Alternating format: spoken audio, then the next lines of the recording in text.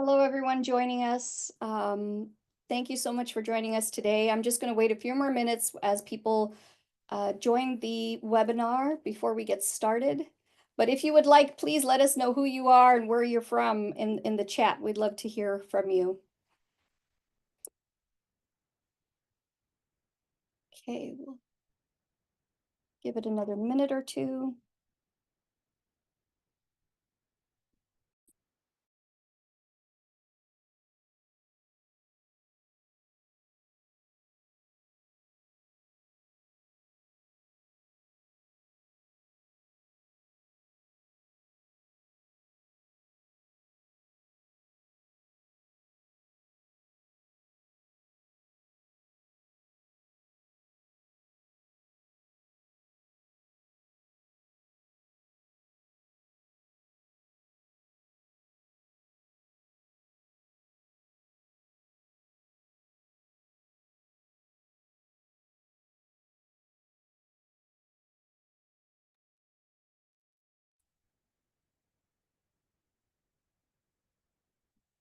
Wonderful. Nice to also hear that there's several of you coming in from the same laptop. We appreciate that.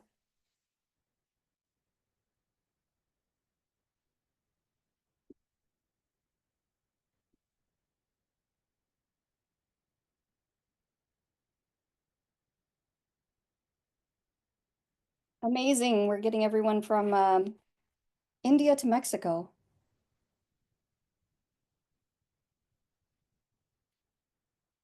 Okay, I might get started now. Hello, everyone. My name is Colleen Daniels. I'm the Deputy Director and Public Health Lead with an organization called Harm Reduction International. We work on drug policy and harm reduction and service delivery, but we also work on human rights. We hold the only international harm reduction conference, which is held every 2 years.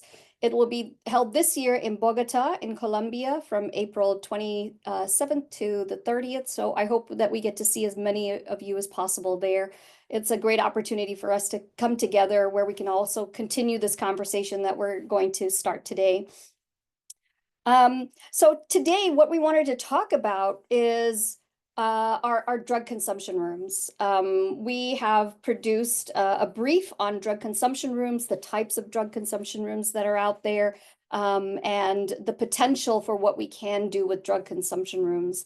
This is one of the harm reduction interventions that is not as implemented as frequently as we would hope. And so we're hoping that we can start the conversation here today about how we can move forward in today's context. So there are about the 18 countries that currently have legal and operational drug consumption rooms in 2024. And the two newest countries are Colombia and Sierra Leone. And that's why we have our speakers and examples from them today. You'll hear more from them. But there are actually over 150 drug consumption rooms operational in these 18 countries. Sierra Leone is actually the first African country to establish a drug consumption room. And amazingly, here in the United Kingdom, the first drug consumption room opened in Glasgow in Scotland in January of this year. And I've been here in the UK for 5 years, and ever since I got here, there's a group of people working on getting a drug consumption room, and now we finally have one. So it's really a good way for us to also start the year. And we're actually also expecting another DCR to open in Ireland later this year. We will be looking at how drug consumption rooms can offer us this opportunity. So it's not just an opportunity to provide an intervention for people who use drugs that's solely around drug consumption rooms. One of the things that we've noticed is that drug consumption rooms offer an entry point, a gateway for people who use drugs to come into different types of services.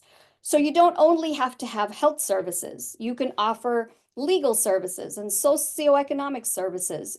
You know, one of the key issues that when I talk to a lot of people who use drugs who are on the streets, it's housing. That's their main issue. It's housing. And so how do we ensure that we can offer a service where people actually want to come, it addresses a need they have, and then also it invites them to an integrated service delivery approach where you can then talk about housing and other health services. You can talk about their legal needs, or you can talk about gender-based violence and offer these services. So drug consumption rooms are not just a single intervention. They're actually one that allows you to broaden the scope of what you can provide for someone who is using drugs. We know, and Thomas will talk more about it, that there are, several different types of drug consumption rooms. I won't go into detail because Thomas will. But we also know that they reduce overdose related morbidity and mortality. And in a lot of countries recently, over the past few years, we've seen increasing numbers of overdose deaths from overdose, and we would be able to mitigate some of that. We're also expecting that this number will increase due to the cuts in funding from the US government, not just from the US government. The most dramatic has been from the United States government, where they have ceased all funding, almost all funding for international aid and development, including services through PEPFAR to harm reduction. So we're going to see a greater impact in the issues that people who use drugs face because they no longer have access to services. And so we need to be able to find cost-effective ways to be able to do that. We know that drug consumption rooms support safer drug use practices. They reduce infectious disease transmission.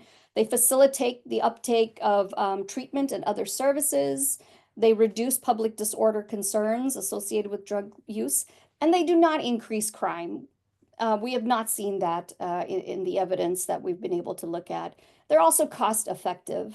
So we'll be talking a bit more about this as we go on. And we hope that you will put there's a Q&A box at the bottom of your screen. And if you have any questions for our speakers as we go, please put them in there. We'll have time at the end to answer some of your questions. So please do, put as many as you want in there. So with that, I would like to introduce our first speaker, and Thomas is actually, Dr. Thomas Kerr is actually the author of our brief that we're launching today on drug consumption rooms, and my colleague Paulina will put that in the chat so you can access it. But Dr. Thomas Kerr is a professor in and head of the Division of Social Medicine in the Department of Medicine at the University of British Columbia in Canada. He is also the former director of research at the British Columbia Center on Substance Use. Dr. Kerr has extensive research experience characterizing high-risk substance use, as well as the impact of related health interventions and policy. Thomas, thank you so much for being here today. We appreciate it. Over to you. Great. Thanks very much, Colleen. Hello, everyone. It's a real pleasure to be here and to participate in this event and this important conversation. I want to just begin by acknowledging my co-author, Dr. Mary Claire Kennedy, who's conducted some really outstanding research on supervised consumption. I want to summarize our brief today.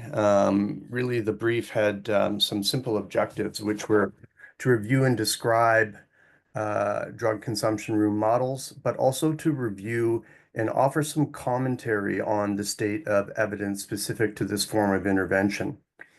I'm sure everyone here knows that there are many names for this type of intervention, such as supervised consumption sites, overdose prevention centers, but I'll be using drug consumption rooms, or DCRs, throughout. And that's to refer to these programs where people can consume drugs under supervision of healthcare professionals or people with lived experience of substance use and receive support, including intervention in the case of overdose, primary care, but also importantly, referrals to internal and external health and social services. As Colleen has indicated, DCRs have grown substantially in number in the past decade, with an ever-increasing number of settings adding this form of intervention. While DCRs started in Western Europe in 1986, they now exist in North America, Australia, Latin America, and Africa, and it's estimated that there are now over 150 DCRs operating in 18 countries.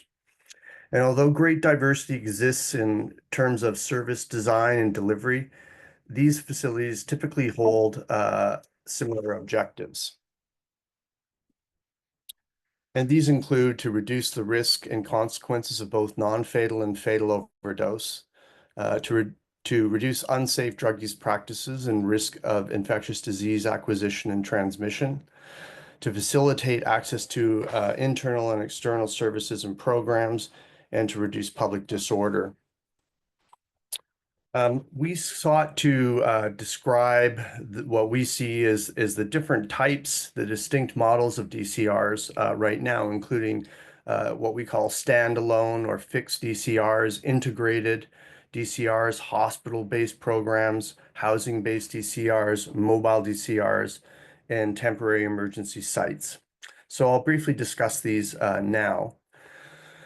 So the standalone or fixed standalone model usually refers to a site that has been purpose-built as a DCR and includes fewer or no other services beyond those typically offered by DCRs.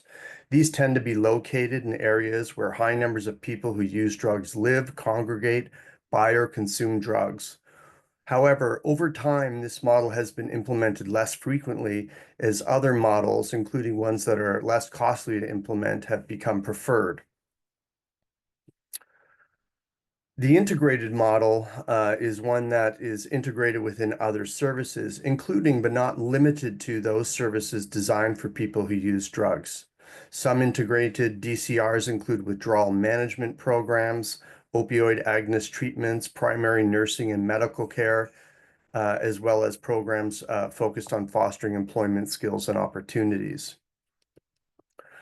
Hospital-based DCRs are a new model and very few exist. These are typically implemented within or in very close proximity to hospitals and are designed primarily to serve people who use drugs who have been hospitalized. Housing-based DCRs are models that are integrated within housing environments in which people who use drugs live and are often located within social or supportive housing or temporary shelter environments.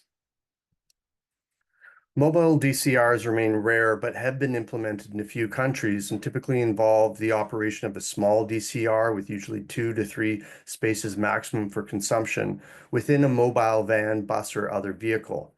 These are less costly to establish than other models and can cover more than one location, but typically have been restricted to consumption, drug consumption via injecting. The temporary emergency DCR is the newest form of DCR and has been implemented in few settings and primarily in North America. This model originated in Canada in response to a rapid escalation in overdose deaths. In some instances, these DCRs were sanctioned, in other cases opened without official approval, but were tolerated by police and other officials. Some have operated briefly as a form of protest, calling for greater action to prevent overdose deaths, including in the US. These models often operate out of temporary structures such as tents, small trailers, or shipping containers. They also tend to be simple in physical layout, often a result of their rapid implementation. They typically have a primary focus on overdose prevention response and are often staffed by people with lived experience of substance use. They can be established very quickly and with minimal expense. So let's talk a little bit about the state of the evidence. Well, DCRs have been rigorously evaluated in a vast range of settings. The methods used to evaluate DCRs have been restricted to observational approaches such as cohort studies, but also mathematical modeling, quasi-experimental approaches, and qualitative research. And that's because it's been long determined that it would be unethical to conduct a randomized control trial of a drug consumption room, because lacking is what's often referred to as clinical equipoise, which is a requirement of a randomized control trial where you have true uncertainty over whether a benefit is being offered by the intervention. In the case of DCRs, it's been determined that it would be unethical to randomize some people to no access to a DCR given the noted health benefits. There are literally over 100 peer-reviewed scientific studies documenting the impacts of DCRs, including 3 systematic reviews conducted by 3 different groups.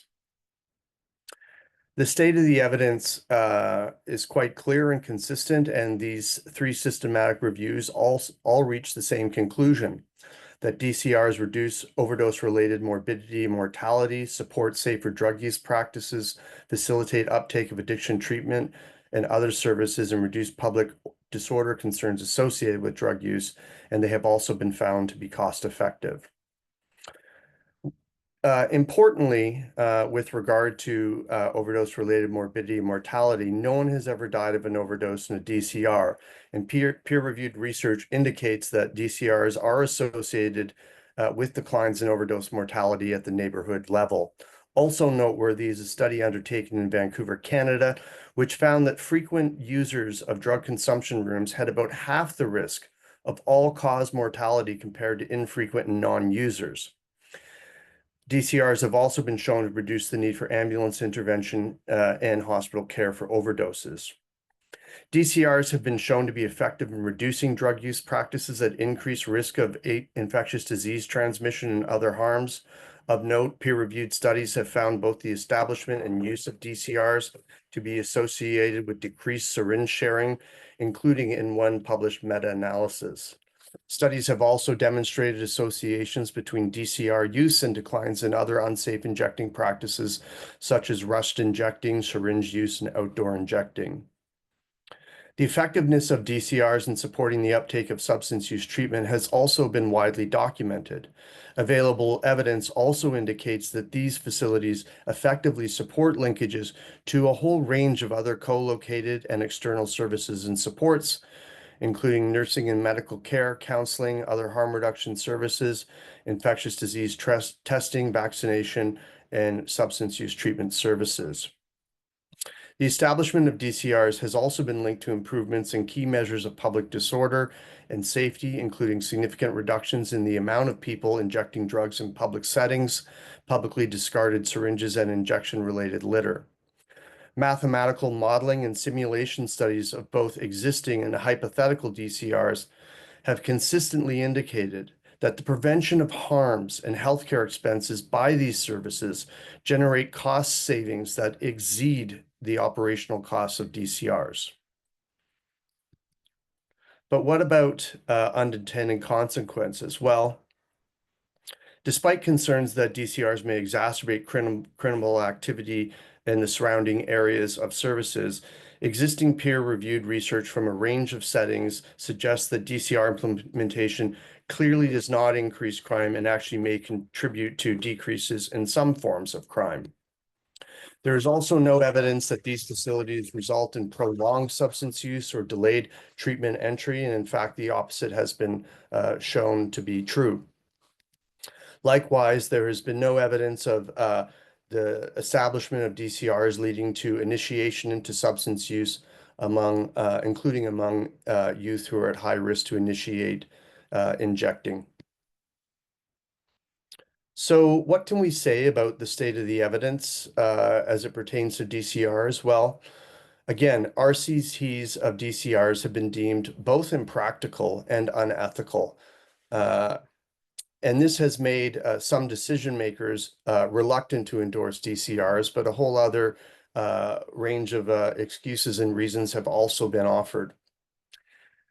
But again, it's important to emphasize that the evidence concerning DCRs is highly consistent across a range of settings and service designs, which adds to the strength of the body of literature in this area. Importantly, biological plausibility of effect is also very high. Biological plausibility of benefit is a key component in Bradford Hill's criteria for establishing causality. It is evident in the case of DCRs. This criterion is satisfied if a relationship between an exposure, such as DCR use, and an outcome is clear and consistent with medical knowledge. In the case of DCRs, it is obvious. For example, that providing immediate emergency response in the event of a life-threatening overdose produces better outcomes than providing no response. Likewise, providing a sterile environment for injecting where only sterile injecting equipment can be used clearly produces better outcomes than injecting in unsterile public spaces where injecting equipment is often reused or shared. When considered within grading systems that accommodate evidence from non-experimental studies, such as the Scottish Intercollegiate Guidelines Network, or what's referred to as the SIGN framework, given the greater than 100 peer-reviewed studies noting benefits and a lack of harms of DCRs, including 3 systematic reviews and 1 meta-analysis, DCRs can be regarded as evidence-based interventions capable of producing a whole range of benefits within and outside of this form of service delivery. And clearly, it is now time to recognize the important role that DCRs can play in the continuum of supports provided to people who use drugs. Thank you for your attention, and I'll pause there and turn it over to others to contribute to this discussion. I look forward to your questions. Thank you. Thank you so much, Thomas, for giving us that overview. And the link to the actual brief is in the chat. So please, I hope that you would all be able to take a look at it sometime. The thing that I think one of the key messages from Thomas is that drug consumption rooms work. They are cost effective, they do the job, they actually have an objective and they achieve it. So much in our current drug policy system has objectives that they've never achieved and actually have completely failed at. So the fact that we're using political moral judgments as opposed to evidence when it comes to critical interventions like drug consumption rooms is something that I think we need to really zone in on in terms of our advocacy and moving forward, particularly, as I mentioned, because of our current funding situation. So we wanted to be able to talk a little bit about actual drug consumption rooms, people who are running them, people who are doing this on the ground. And we invited Daniel Rojas and Habib Kamara, who are, we produced the Global State of Harm Reduction. It's a report that looks at the implementation of critical harm reduction services where every country around the world, and we track and monitor it. We produced the report last year where we found the 18 countries who have drug consumption rooms, but we've discovered that there are 2 new countries, and they are Colombia and Sierra Leone. So we're going to hear from those drug consumption rooms today. And our first speaker is Daniel Rojas, who's a psychologist and harm reduction researcher. He's the coordinator of the CAMBIE program, the first supervised consumption site in Colombia, and the coordinator of the psychedelic support service in Echelle Cabeza program from Corporación ATS. Daniel, thank you so much for being here today. We really appreciate it. Over to you. Thank you. Thank you for the presentation, and thank you for the invitation. It's a real pleasure to be here. Well, who we are, ATS is a nonprofit organization with 15 years of experience in drug use intervention and drug policy reform in Colombia. We're seeking to promote the human rights of people who use drugs from a harm reduction approach to improve the health, quality of life, and well-being of individuals and the community. This is our main projects, some projects on prevention and with the harm reduction projects.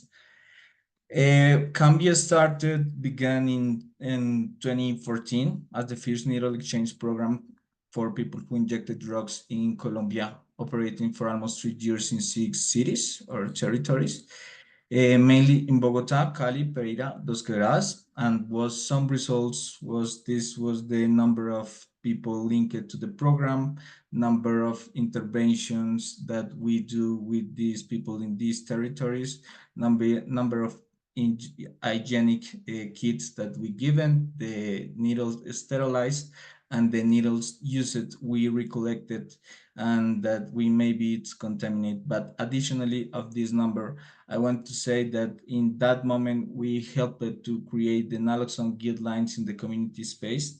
We helped to create intervention guidelines for people who injected drugs. That right now that's official guidelines in the government.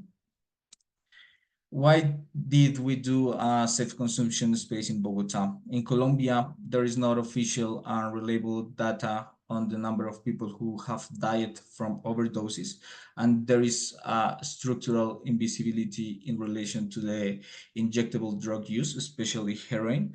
I think we need updated data. All of our substance use reports were made more than 4 years ago or have a wrong information like this report. The country does not have regulation that governs safe consumption space, and the process since the emergence of the current drug policy may take years, and the people in the streets still suffer and die. Users are exposed to unhygienic environments, access barriers, overdoses, vulnerabilities, and I think the most principal factor that they die is for the violence. What was the challenge in the implementation? Was it the institution or legal? The lack of regulation, ignorance accompanied by fear and stigma for the institutions, the challenge in the denomination of CAMBIE. We actually we don't call safe consumption space. We are a social community device. Advertising and location, we can have publicity, any logo or something like that. With the community, well, the normal resistance and NIMBY effect that we call, stigma with violent narratives toward users, with the users in the beginning, the low confidence, the difficult adherence, and the waves of violence focus in heroin users in our neighborhood. In the infrastructure, finding a location close to the dynamics of the users, remodeling the entire space of adapting it according to the resource and the particularities. Some pictures about the challenge, we have to remodeling entire space, they get agreements with the neighbors, educations with the community, education for the institutions, even with the police in that time. What is CAMBIE, our service? It's a comprehensive community care program for people who injected drugs. Our model and operation is peer-based. It is based in safe consumption space in Vancouver and organizations such as Prevent Casa and Verter in Mexico. It is the first safe space in Colombia and South America. And our service, it's low-risk consumption space accompanied by information and harm reduction guidance, overdose response protocol inside and outside the facility, hygienic injection material, education, training, and provision of naloxone to users or support networks, referral for HIV and hepatitis testing, active search for used syringe in the community space, safe disposal point for used syringe, psychological and social work consulting, hot food and drinks, wound healing, refer to other social health service for emergency, detox, rehab, management of access barriers for medication like methadone or other basic service, articulation with other service and institutions to cover basic needs like showers and housing. I say that any need we identify will be sought to address. Some pictures about our facility. It's small, but we try to don't limit the space for our actions. Some results right now at the time, the space has been used this number of times. 4 overdoses reversed, 4 outside the facility. The last overdoses was 11 months ago. I think this is possible for the good quality in the substance, but the education too with the users. The main substance used in the space is heroin, speedball, cocaine, some ketamine, and less methamphetamine. The number of sterile syringes have been given until now. The number of used syringes have been collected between the presence in the public space and the user returns. The number of injection hygienic material kits have been provided. Right now we have 83 registered users in CAMBIE. We have provided this number of doses of naloxone to users and support networks. We recently started the first small pilot to give pipes for smoke heroin. We have monitored the market and test heroin with fentanyl test strip. The result was negative for all of samples. Some research and evidence generation, our first annual report that if you want to see, you can go to the website and have a lot of information, other investigation with universities. Well, we try to skill enhancement and job search for users, like here. A user go and cut hair, we pay it. Communication and good relationship with the general community to change the narrative, continuous team training, exchange of international experience, managing adaptations of ways of violence, focus inherent users, advising the government right now on the creation of technical guidelines for the creation of supervised and consumption site. This was a photo with the Nestor Osuna, in that time, the justice minister. Future challenge, I think the regulation and standards that is easy to implement for the benefit of territory like Cali, Dos Quebradas, Medellin, a public resource that generates supports of the safe consumption space, development of integrated space, which includes use by smoking, approval for the use oxygen in our facility. Right now, we can't use oxygen, ambulance availability, maintaining adherence, articulation to generate access to methadone and antiretroviral treatment. And I was dreaming with, I dreaming with a safe supply someday. Thank you. Thank you so much, Danielle. We really appreciate that. And the fact that you were able to get the DCR up and running and have that many people registered already is a testament to the type of service that's being provided.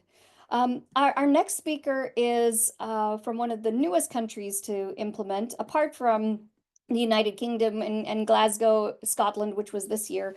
But as of last year, it was Sierra Leone. And we are very happy to have Habib Kamara, who is the Executive Director of Social Linkages for Youth Development, and Child Link in Sierra Leone. He leads efforts in harm reduction and youth advocacy, and he chairs the Sierra Leone Alcohol Policy Alliance and co-chairs key technical working groups on harm reduction. Habib, thank you so much. We are very happy to have you here. Over to you. Yeah, thank you for having me from Sierra Leone, West Africa. Habib Tago is my name, as you have said. Social Linkages for Youth Development and Child Link is an organization that works with drug users right across Sierra Leone. We advocate for their rights and we support them through legal support and with the HIV and even advocacy for policy review. The Sierra Leone Consumption Initiative came when Sierra Leone was having a drug overdose problem, more especially within the Freetown International Airport, that is Lunge, where the current drug consumption room is being located at the Lunge International Airport. And in 2023, an International Day Against Drug and Illicit Trafficking, I organized a program at the Lunge International Airport and invited major stakeholders into that meeting. Upon inviting them into the meeting, I took major stakeholders in the communities we operate for them to see the drug that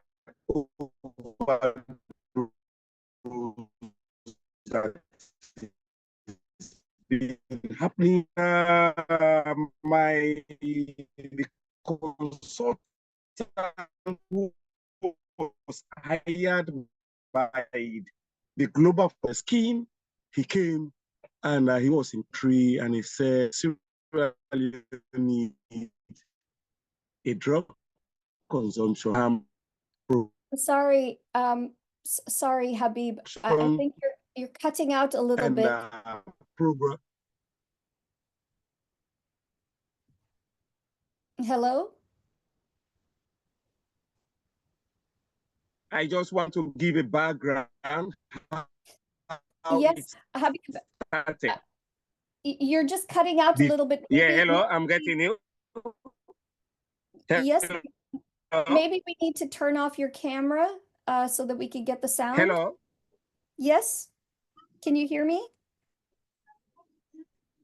Okay, I'm looking up on my camera. Okay, okay. Thank Yeah, I you. can hear you. You said, Oh, we've lost him.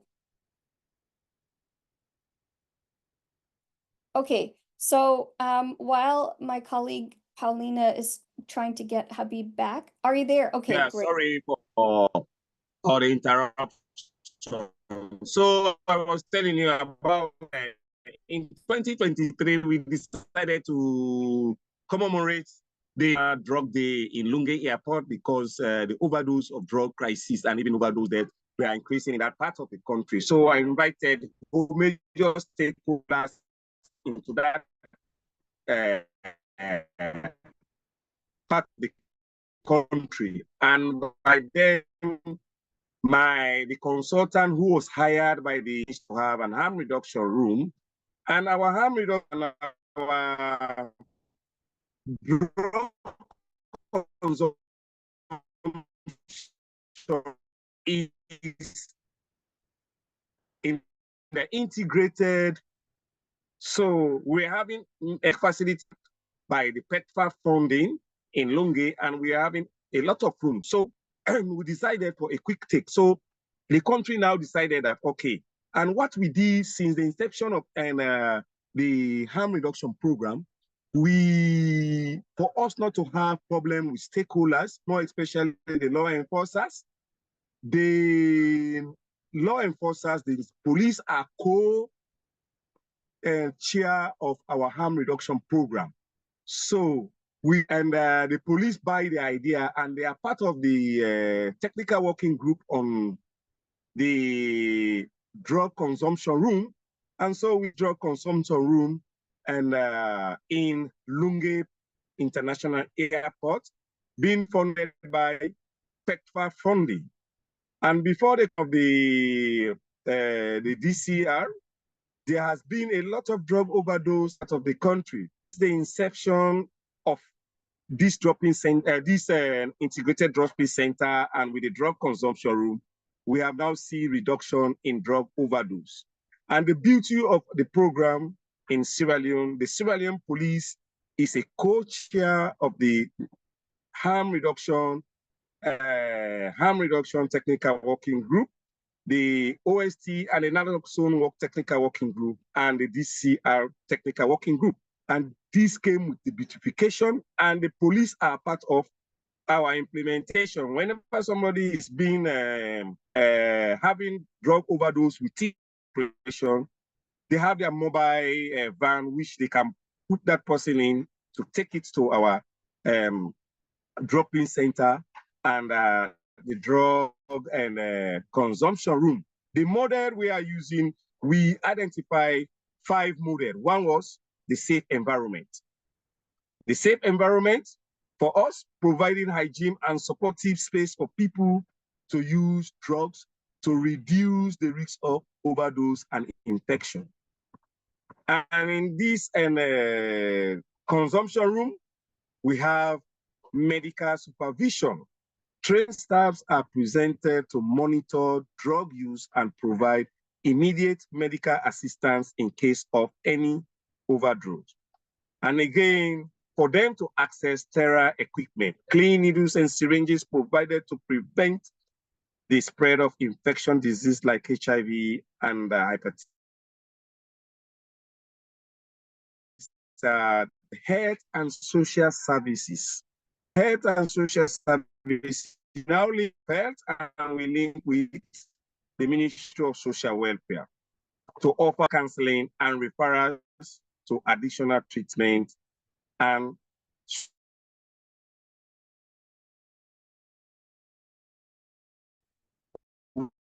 setting this type of communities that is very key.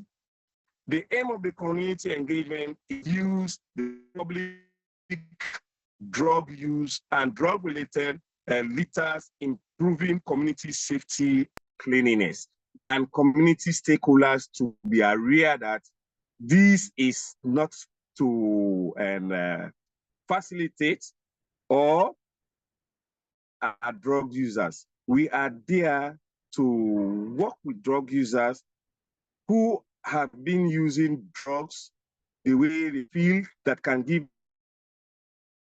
them a social issue. And with the evidence of supporting our dropping the drug consumption room is the reduction of the overdose deaths. And since our inception, based on the data we are having in our drug consumption room, significantly the reduction of fatal drug overdose is now being reduced by providing immediate medical intervention and to lower transmission of infected diseases. Before them,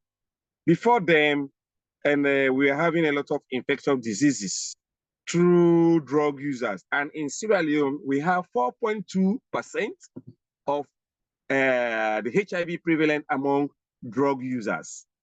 And for the female sex workers, it's 7.8. And with the MSM community is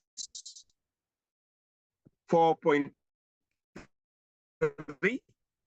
And with the TG is it's an integrated drop-in center that provides services for this set of people. And among this set and key populations, most of them are injectors. So on that note, injectors, and again, they are drug users. So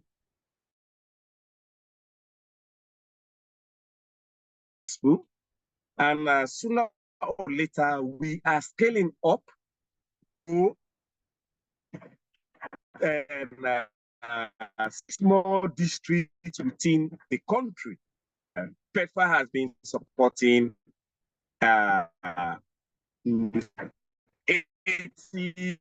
integrated drop-in center and the drop-in and the drug consumption rooms. So with the scaling up, we are now scaling up to districts where the GF is operating in those districts. In Sierra Leone, we have 16 geographical districts.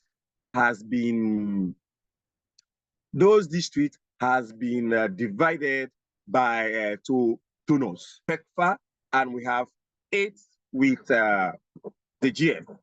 So, and we're having a few technical challenges with the internet with Habib. So what we'll do is we will get him to record his intervention, and then we will be able to share it with everybody. So we will make sure that you hear more about the example in Sierra Leone as soon as possible. But you can, I think it's been incredibly difficult with hearing it, and we've tried turning off video, but it's still not working very well. So I just want to say thank you so much to Habib for making the time, and we will ensure that you get to hear more about this example from Sierra Leone.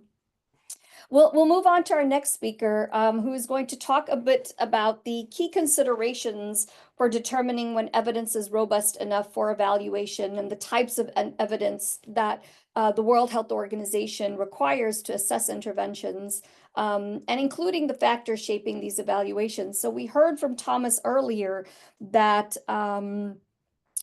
we do have a lot of evidence for why drug consumptions actually do work. And it's different organizations like the World Health Organization and others utilize different guidelines in their development of guidelines that other governments take on board.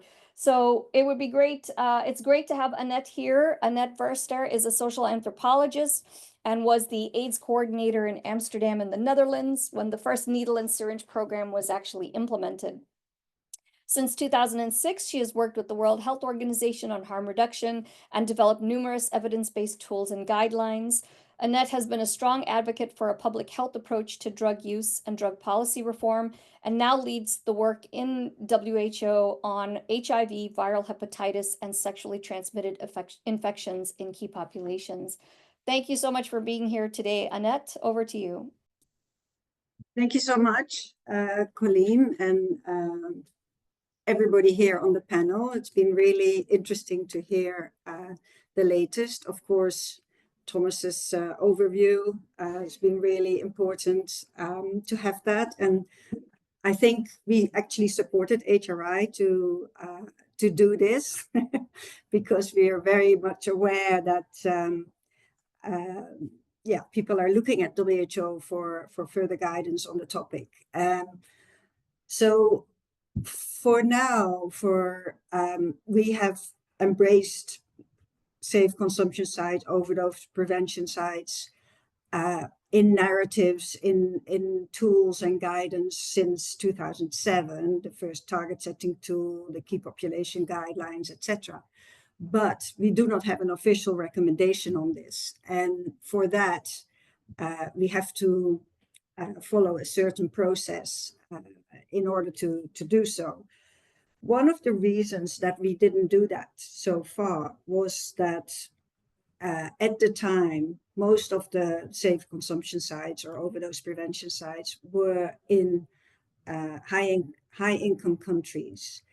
And maybe you can appreciate that when WHO says something and makes recommendations, countries, but also donors tend to follow that and then to recommend countries, the donors recommend countries to take on what WHO has recommended as most effective interventions.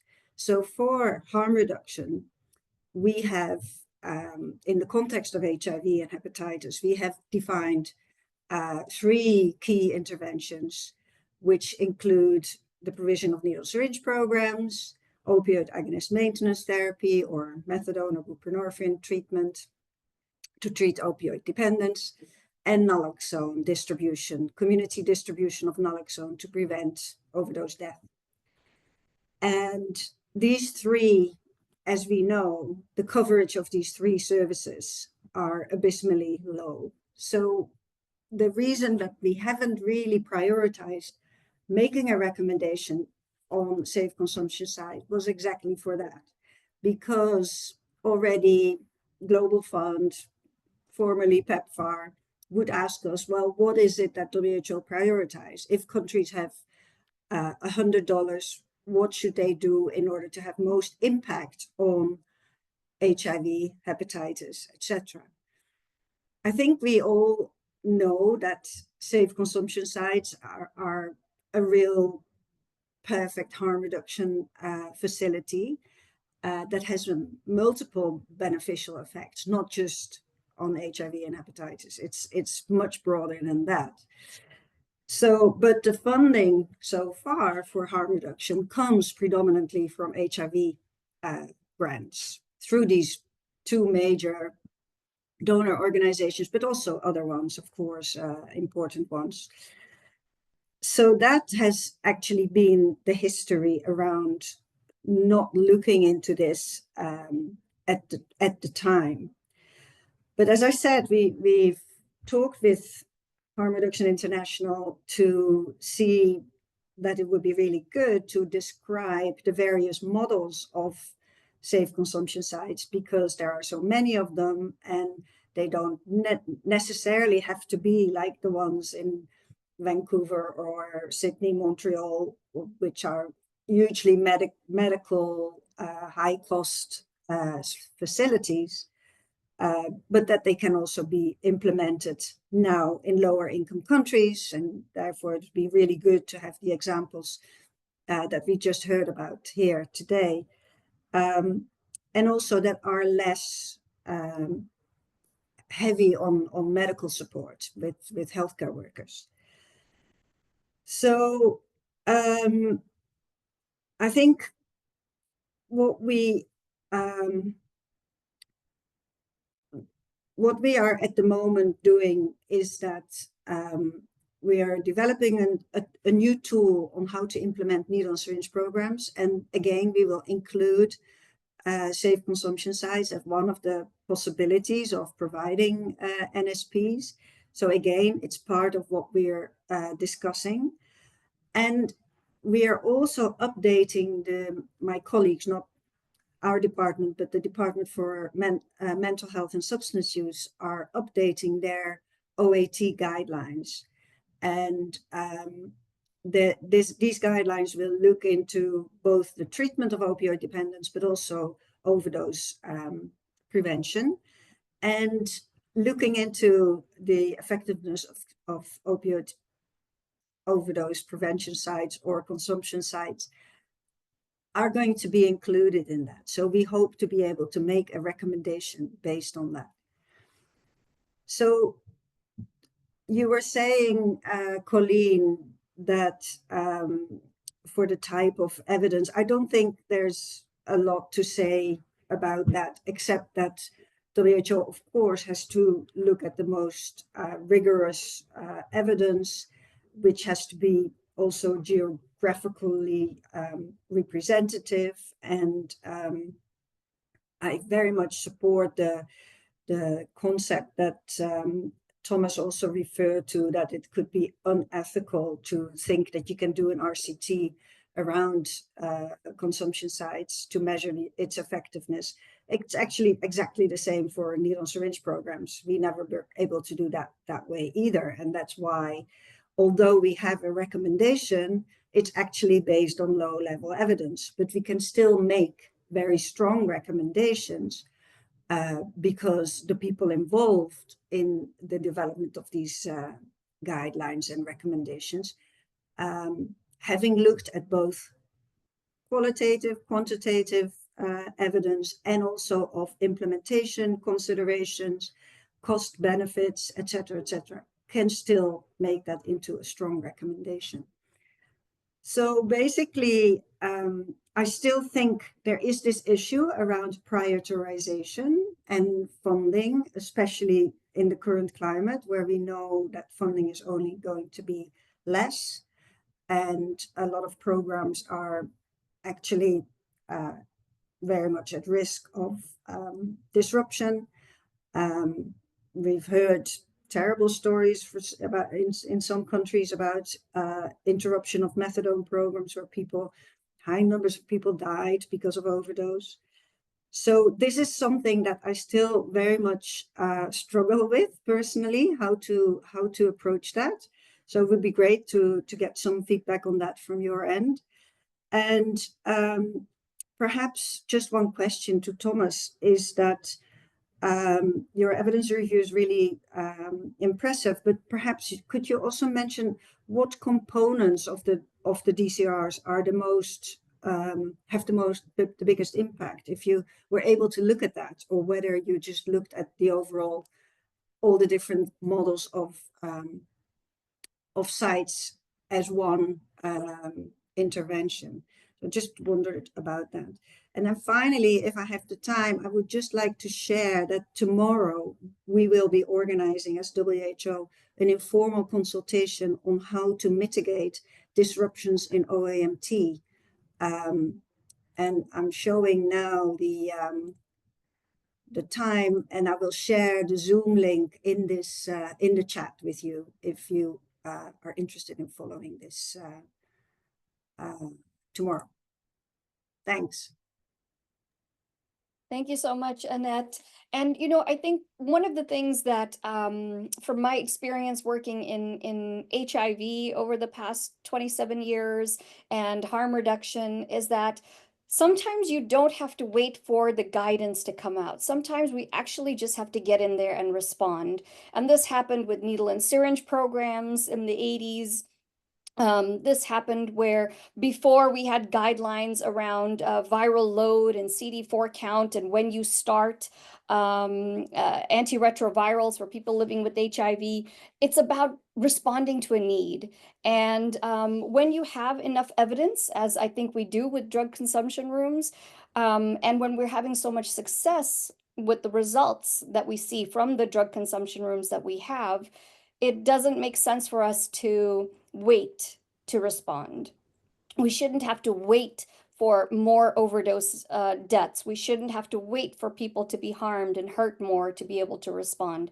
And I think that's what we need to actually consider when we're looking at the evidence, is that in our countries, like Habib mentioned in Sierra Leone, there was a need. They responded. Danielle, the same thing. There was a need. They responded. And so drug consumption rooms weren't being implemented because the government said, oh, look, we need this and we should. It was being implemented because people on the ground said, oh my goodness, people are dying and we don't need them to die. They don't have to die. Let's do something. And so I think that's something that we also need to consider when we're doing this advocacy on the ground, because we are dealing with politicians. We're dealing with our neighbors who have a lot of fear in them.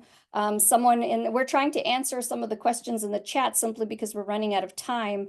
But, you know, which is why there were questions in the chat around the name that Harm Reduction International uses, where we call them drug consumption rooms, and why not overdose prevention sites? Well, overdose prevention sites are a very narrow perspective on it. That's more of a political response. We want to be able to have an integrated service delivery approach, which can include anything from, as I mentioned, legal services to gender-based violence services to showers, as Danielle was talking about, to nutrition. And so, you know, we have to consider what people on the ground actually want. And so that's why we use the term drug consumption room.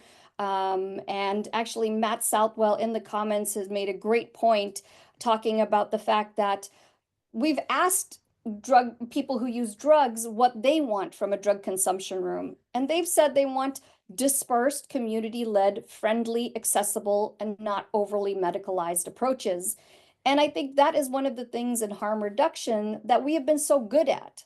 We do respond with a community-based approach. So for us, the thought of waiting for the medical establishment to come on board with the fact that people have been using drugs for millennia, hundreds and hundreds of years, people have been using drugs. This is not something new. And so why wouldn't we respond with the best practice available? Annette, I'll give you the floor as we try to answer a few more questions in the chat. No, I just want to echo you, Colleen, that of course it's completely up to countries, and also we do not need recommendations from WHO for everything. First of all, WHO can't do that, can't make recommendation on everything, but also absolutely. Thanks. Thank you. We have 3 minutes left. Danielle, I am going to ask you to give a last comment from you, and we will definitely try to get last comments from Habib via video and upload that to our website as soon as possible. But we do thank him very much for being here, even with all the technical challenges. Danielle. Well, no, thank you for the invitations. It's a really pleasure. Bogota is the host of the conference.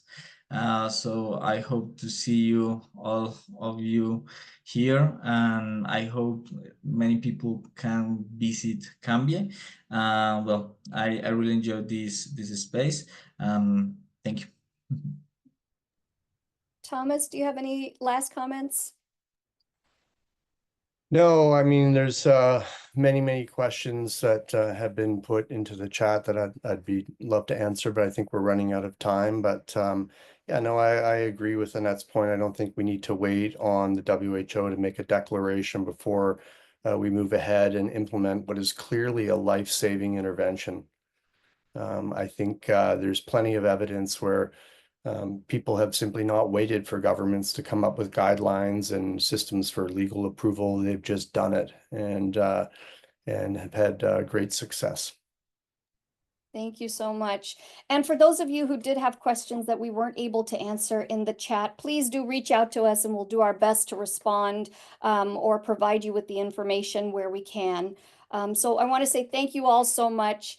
I think, you know, in this time now where we are surrounded by fascism and Nazis and racism, the most important thing is really to think about what we as communities need and how do we as communities respond Our governments may not listen, people in power may not listen, but we can at least rely on each other in our communities to be able to talk to each other, to reach out to each other, to support each other.